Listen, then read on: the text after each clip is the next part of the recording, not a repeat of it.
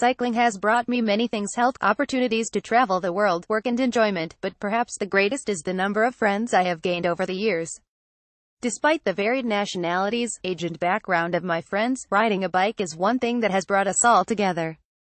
So diverse is the group, it is hard to pin the tag cyclist on any of us, although it is something we all clearly display a passion for. Such a dedication to two wheels could define us, but it is only one small part of a wider picture for each person. Despite this, when I meet someone for the first time and discover they ride a bike, I know I am with a kindred spirit. What defines a cyclist is not the fact they ride a bike, but the reason why they ride a bike, and these are a whole bucket load of different traits. Top of these attributes is a love of being outdoors. Why else would you cycle if you didn't have an appreciation of the landscape you are traveling through?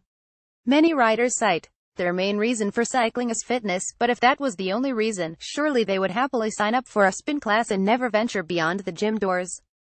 As my circle of friends has grown, so has my ability to always find someone to ride with, and even when working away from home there will be someone I know that is up for a ride. My introverted nature means I occasionally prefer a bike ride alone, but this can sometimes backfire as my enthusiasm can falter if the weather is bad, or I'm tired after a day at work. But if I know I'm meeting someone to ride, then I force myself to go out, even when I would rather sit in front of the fire, in TV.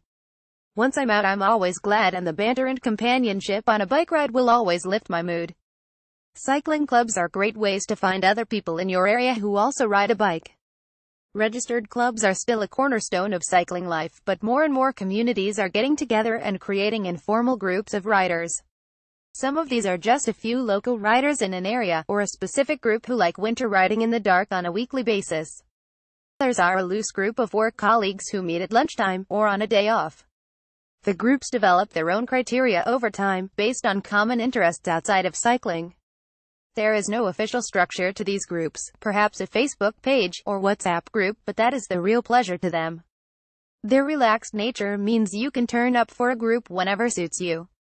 I loosely participate with several such rides, and because of my peripatetic work role only manage to ride with each group a couple of times a year. But when I do turn up, the welcome is always warm, the chat interesting, and the pedaling fantastic.